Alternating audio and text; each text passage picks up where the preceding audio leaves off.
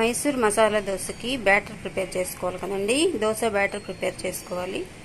ఇప్పుడు మనం ఆ దోశ బ్యాటర్ ఎలా ప్రిపేర్ చేసుకోవాలో తెలుసుకుందామండి. నేను 1 కప్పు డబుల్ హార్స్ మినపగుళ్ళు తీసుకున్నానండి. 1 కప్పు డబుల్ హార్స్ మినపగుళ్ళు తీసుకున్నాను. తర్వాత అదే కప్పుతో 3 కప్పుల బియ్యంని కూడా యాడ్ చేస్తానండి. దోశ రైస్ని యాడ్ చేస్తాను. మీరు కావాలనుకుంటే ఇడ్లీ రైస్ కానీ రేషన్ బియ్యం అయినా కూడా వాడుకోవచ్చండి. నేను ఒక 3 కప్పుల దోశ రైస్ని యాడ్ చేస్తున్నానండి.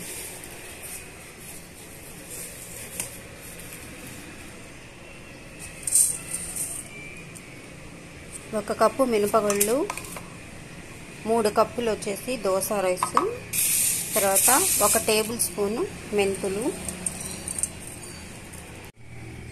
ఒక 2 టేబుల్ స్పూన్లు పచ్చిశనగపప్పు యాడ్ చేస్తానండి. ఇప్పుడు మనము ఇవన్నీ కూడా వాటర్ పోసి బాగా వాష్ చేసుకుందామండి. ఒక 2-3 సార్లు బాగా వాష్ చేసుకోవాలి. ఇప్పుడు బియ్యంని పప్పుని బాగా కడిగి ఇప్పుడు మనం మంచినీళ్ళు పోసి నానబెట్టుకోవాలండి. ఒక 4 గంటల పాటు నానితే సరిపోతుందండి. ఒక 4 గంటల పాటు ఈ పప్పుని మినపప్పుని తర్వాత బియ్యాన్ని బాగా నానేసుకోవాలండి. మూత పెట్టుకొని ఒక 4 గంటల పాటు నాననిద్దామండి. తర్వాత ఇంకొక బౌల్ తీసుకున్నానండి. ఈ బౌల్లో అటుకులు, ఇందాక మనం ఏ గ్లాస్ అయితే బియ్యం తీసుకున్నామో అదే గ్లాస్తో 1/2 గ్లాసు అటుకులు నానబోసుకోవాలండి. గ్రైండ్ చేసుకోబోయే అరగంట ముందు నానేసేసుకుంటే సరిపోతుందండి. ఇప్పుడు మనం ఈ అటుకుని లావు అటుకుల్ని కానీ సన్న అటుకులను కానీ ఏ అటుకులనైనా సరే గ్రైండ్ చేసుకుంటే అరగంట ముందు నానేసుకుంటే సరిపోతుందండి. ఇప్పుడు మనం శుభ్రంగా వాష్ చేసుకొని నానేసుకుంటాం. ఇప్పుడు ఈ అటుకుల్ని బాగా వాష్ చేశానండి. ఇందులోనే కొంచెం మంచినీళ్ళు పోసి ఒక అర్ధగంట సేపు నాననివ్వాలండి. మూత పెట్టుకొని ఒక 1/2 అవర్ నానబెట్టుకున్నాం. ఇప్పుడు ఒకసారి మూత తీసి చూద్దామండి.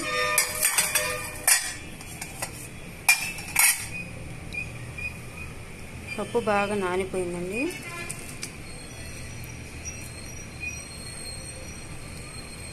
అటుకులు కూడా మెత్తగా నానిపోయాయి.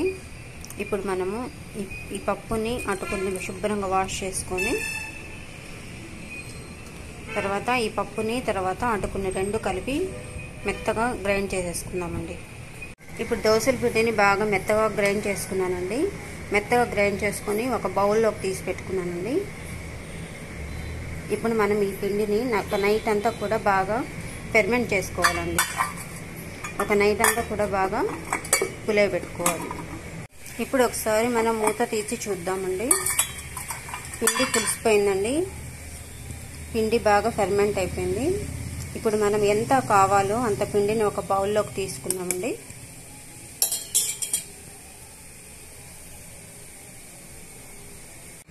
ఇప్పుడు మనం మసాలా దోశలోకి రెడ్ చట్నీ ప్రిపేర్ చేసుకోవాలి కదండి. ఇప్పుడు ఆ రెడ్ చట్నీని ఇప్పుడు ఎలా ప్రిపేర్ చేసుకోవాలో చూద్దామండి. స్టవ్ వెలిగించుకొని ప్యాన్ పెట్టుకొని 1 టేబుల్ స్పూన్ ఆఫ్ ఆయిల్ వేసుకోవాలండి. 1 టేబుల్ స్పూన్ ఆయిల్ వేసుకోవాలి. ఆయిల్ బాగా వేడైన తర్వాత 1 టేబుల్ స్పూన్ జీలకర్ర వేస్తున్నానండి. 1 టేబుల్ స్పూన్ జీలకర్ర,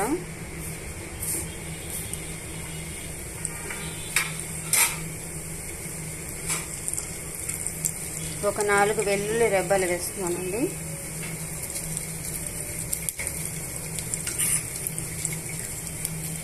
ఐదు నానబెట్టుకున్న ఎండుమిరపకాయలు వేస్తున్నాను.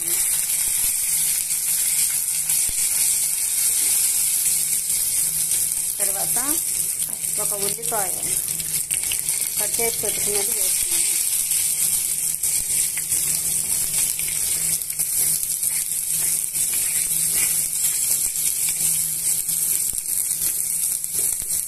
తర్వాత తగినంత చింతపండు, ఇవన్నీ బాగా కూడా వేయించుకోవాలి. మరీ ఎక్కువ వేగన అవసరం లేదండి. ఒక 1 మినిట్ అలా వేయించేస్తాను.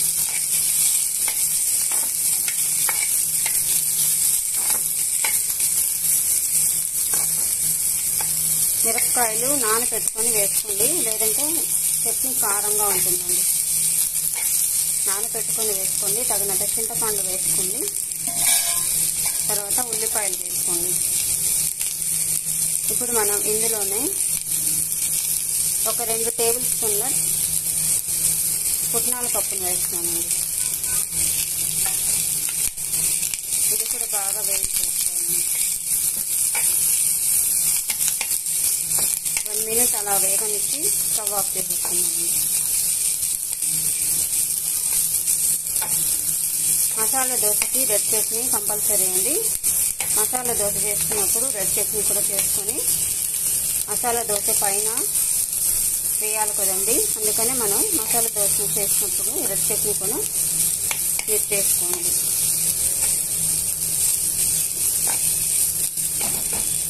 ఇప్పుడు వేగిపోయాయండి. స్టవ్ ఆఫ్ చేసుకొని ఒక ప్లేట్లో తీసేసుకున్నాం. ఇప్పుడు ఉల్లిపాయలు, ఎండుమిరపకాయలు, పుట్నాల పప్పు బాగా చల్లారిపోయాయండి. ఇప్పుడు మనం మిక్సీ గిన్నెలోకి వేసేసానండి. ఇప్పుడు తగినంత ఉప్పు వేసుకోవాలండి. మీ రుచికి సరిపడా ఉప్పు వేసుకోండి. తర్వాత ఇందులోనే కొంచెం కరివేపాకు కూడా యాడ్ చేసుకోండి. ఇప్పుడు మనం మూత పెట్టుకొని మెత్తగా గ్రైండ్ చేసుకున్నామండి. ఇప్పుడు చట్నీని అంతా కూడా బాగా గ్రైండ్ చేసుకున్నానండి. ఇప్పుడు మనం ఈ చట్నీని ఒక బౌల్లోకి తీసేసుకుందామండి. ఇప్పుడు మనం స్టవ్ వెలిగించుకొని ప్యాన్ పెట్టుకొని మసాలా దోశలోకి స్టఫింగ్ కోసం ఆలు మసాలా ఎలా ప్రిపేర్ చేసుకోవాలో తెలుసుకుందామండి. ఇప్పుడు మనం తగినంత ఆయిల్ పోసుకోవాలండి.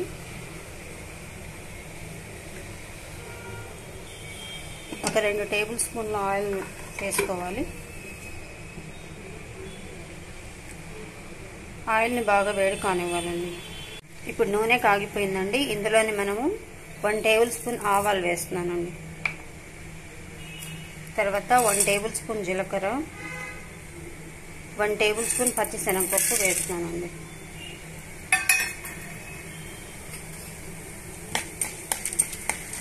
వేసిన తర్వాత ఇవన్నీ కూడా బాగా మిక్స్ చేసుకొని ఒక 1 మినిట్ అలా వేగనివ్వాలండి. ఇలా మనం అన్నీ కూడా బాగా వేయించేస్తున్నాము.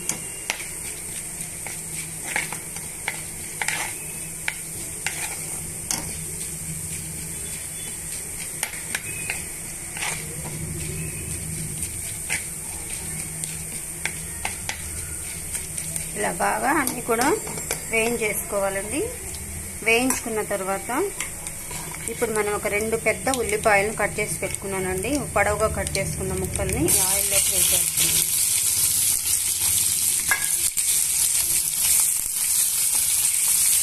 ఈ ఆయిల్లోకి వేసిన తర్వాత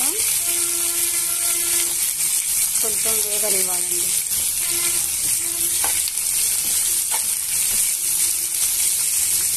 ఇప్పుడు మనం ఇందులోనే ఒక 4 పచ్చిమిరపకాయలు కట్ చేసి పెట్టుకున్నానండి. సన్నగా తరిగిన పచ్చిమిర్చిని ఈ ఉల్లిపాయల్లోకి వేసేస్తున్నానండి. ఇప్పుడు ఇవన్నీ కూడా వేగనివ్వాలండి. ఒక 2 నుంచి 3 నిమిషాలు బాగా వేయించేసుకోవాలి.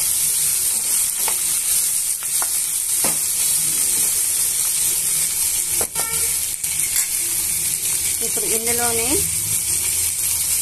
సరిపడా పసుపు యాడ్ చేస్తున్నానండి. నేను 1 టేబుల్ స్పూన్ పసుపు యాడ్ చేస్తున్నాను. 1 టేబుల్ స్పూన్ పసుపు యాడ్ చేసుకొని ఇవన్నీ కూడా బాగా మిక్స్ చేసుకోవాలండి. ఉల్లిపాయలు, పచ్చిమిరపకాయలు బాగా వేగనివ్వాలి.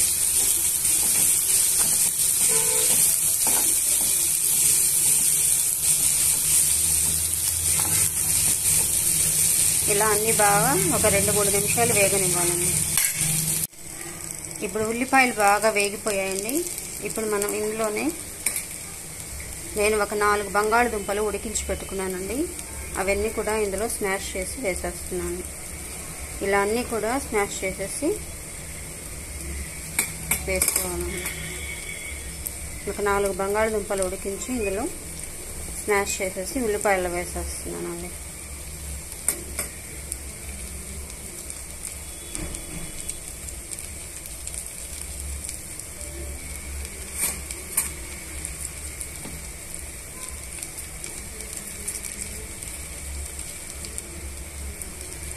ఇలా అన్నీ కూడా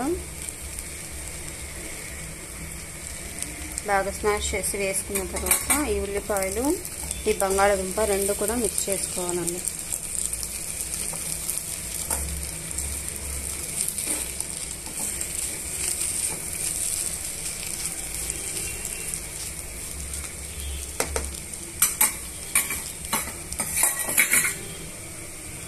ఇప్పుడు ఇందులోనే తగినంత సాల్ట్ వేసుకున్నామండి. మీ రుచికి సరిపడా సాల్ట్ వేసుకోండి.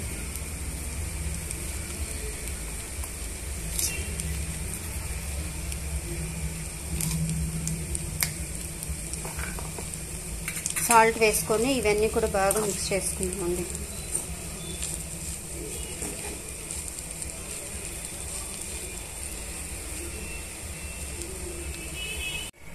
ఇప్పుడు ఆలు అంతా కూడా బాగా మిక్స్ చేసేసుకున్నానండి.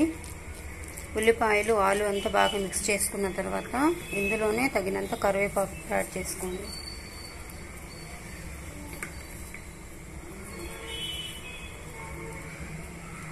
కరివేపాకు యాడ్ చేసుకొని అటు ఇటు మిక్స్ చేసేసుకోండి.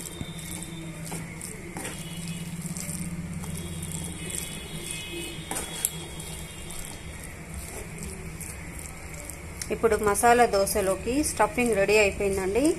ఆలు మసాలా రెడీ అయిపోయినట్టే. ఇప్పుడు మనం స్టవ్ ఆఫ్ చేసేసుకుందాం. ఇప్పుడు నేను తగినంత పిండిని ఒక బౌల్లోకి తీసుకున్నానండి. ఇందులోనే మనం తగినంత ఉప్పు యాడ్ చేస్తున్నానండి.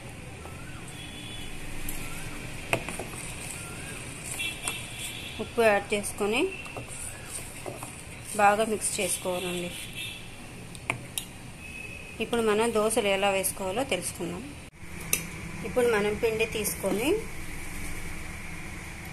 పిండిని పెనం మీద వేసేసుకోవాలండి. పిండిని ఇలా పెనం మీద వేసేసుకొని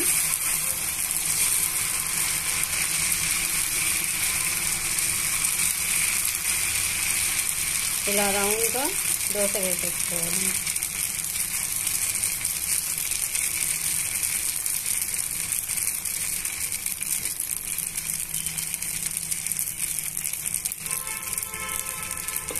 దోశను వేసుకున్న తర్వాత కొంచెం ఆయిల్ని స్ప్రెడ్ చేసుకోవాలండి.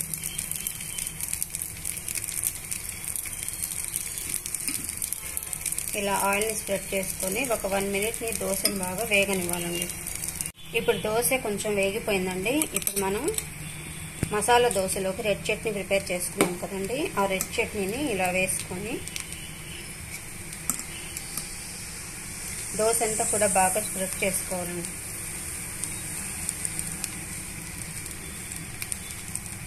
ఇలా దోశ అంతా కూడా బాగా స్ప్రెడ్ చేసేసుకోవాలి. ఇలా రెడ్ చట్నీని దోశ అంతా కూడా బాగా స్ప్రెడ్ చేసుకున్నానండి. ఇప్పుడు మనం ఈ దోశ మీదనే కొంచెం ఆయిల్ వేసుకున్నామండి. ఇలా కొంచెం ఆయిల్ వేసుకున్న తర్వాత ఇప్పుడు మనం ఆలు మసాలాని వేసుకున్నామండి.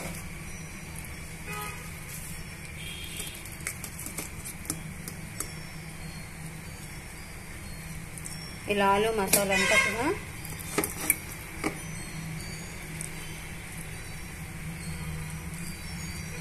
ఇలా వేసేసుకోవాలండి.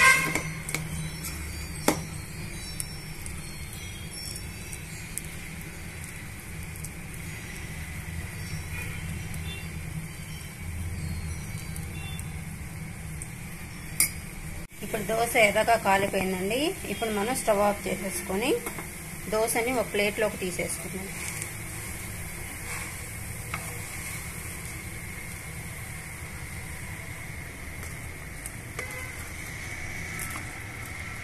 దోశను ఒక ప్లేట్లోకి తీసేసుకున్నామండి. ఇప్పుడు మైసూర్ మసాలా దోశ రెడీ అయిపోయినట్లేనండి.